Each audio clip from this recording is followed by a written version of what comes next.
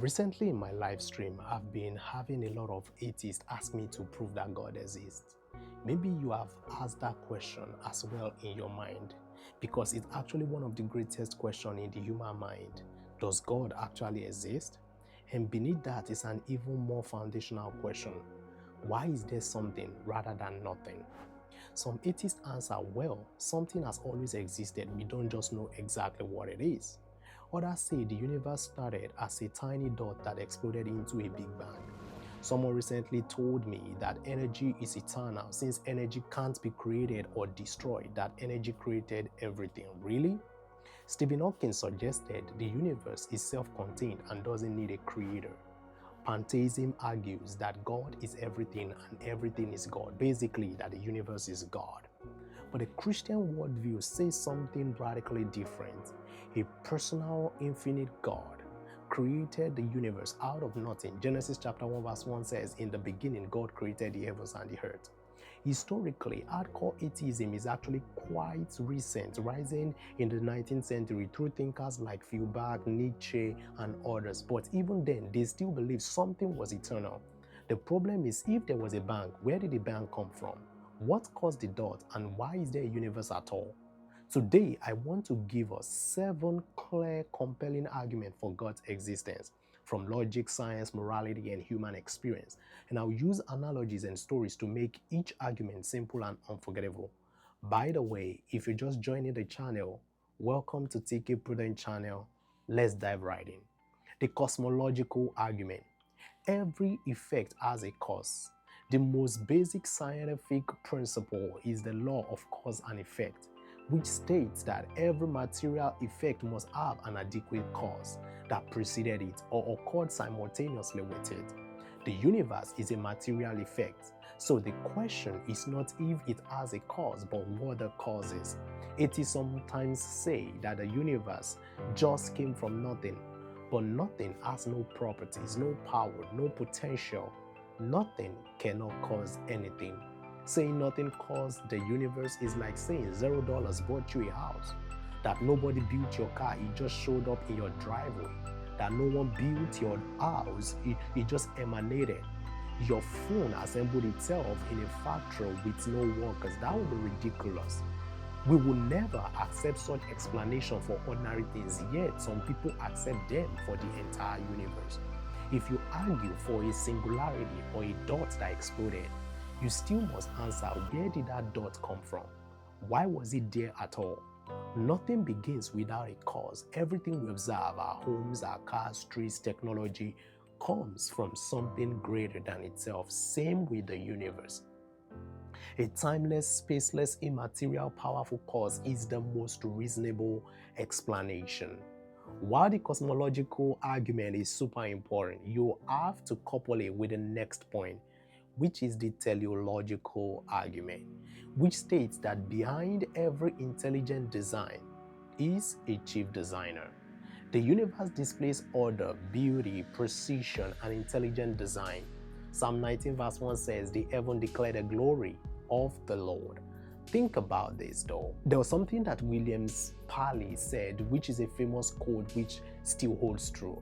If you found a watch on the ground, you would never think it accidentally formed itself. You would assume a watchmaker. If Earth was just a little closer to the sun, guess what will happen? We will actually burn. If it were a little farther than its current distance, we will freeze. The tilt of Earth's axis, the strength of gravity, the oxygen ratio, all fine-tuned to unimaginable precision. This is like you're walking into a room and seeing 500-piece puzzle perfectly assembled, or you are looking at a symphony playing with exact timing and mastery, or finding a MacBook on a beach and claiming the waves built it. We instantly recognize design everywhere else. The iPhone in our hand, the Tesla on the road, the software that we use, this YouTube application that you are watching me from. This is an evidence that behind every design there is a designer. We never say it just appeared. There's always a designer, even if you don't know the designer physically. Yet the universe, far more complex than any device humans have made, far more complex than any software we have produced, is dismissed as an accident. Even the things we find beautiful, is a symmetry, colors, patterns, they mirror nature's original beauty. When we think about the design of the DNA, it's mind-blowing. A digital coded language inside every cell, and that is what attributes to our makeup, our temperament, our attitude, and the way a person's life is patterned. As William Dembski put it, the universe appears designed in a way discoverable for finite rational beings, and it's discoverable even for science to be able to discover it. The third argument, though, is mind-blowing, the anthropological argument. Human uniqueness. When we look at humanity, we see that there's no randomness about this. Our intellect, rationality, language, creativity, free will, emotional depth, moral awareness, and the longing for eternity reflects a personal creator. Human beings are unlike any other creature. You might say, well, but we have similarities with the animals, but we also have distinctions. Animals have instinct, but humans have reasoning. Animals can communicate, but humans, we create language. Animals survive, but humans write poetry. We build cities and nations and paint art and search for meaning. And even our survival instinct is way, way advanced compared to the other animals. Genesis chapter 1 verse 26 to 27 tells us about the fact that we are created in the image of God. In the image of God created he, male and female created he them. Psalm 8 speaks of the dignity God has placed on humanity. It says, who is man that thou art mindful of him, or the son of man that thou would consider him? Your mind is not just electricity and chemicals. Your soul is not an accident. And even if you don't know, you have a spirit as well. Your personality, your hopes, your creativity, these are not accidents. They reflect a God who is personal, who is relational and intentional about you, even those who don't know him. It says in that while we were yet sinners, while we knew not God, Christ died for us. The moral argument talks about this objective morality which requires a moral lawgiver.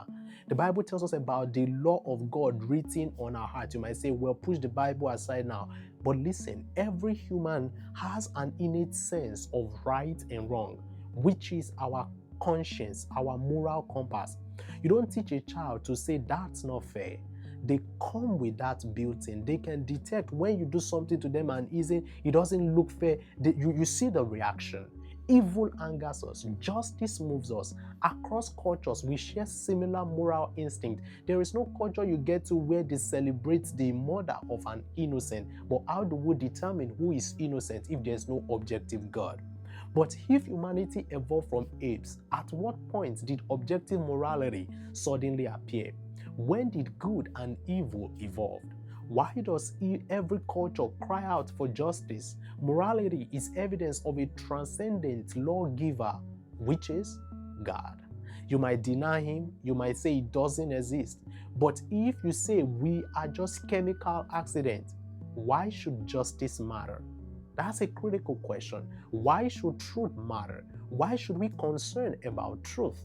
Why should compassion matter? And why do we get angry at evil? And you might say, well, I don't care. But guess what? Imagine someone you love, someone you truly, deeply care for in this world, if any at all.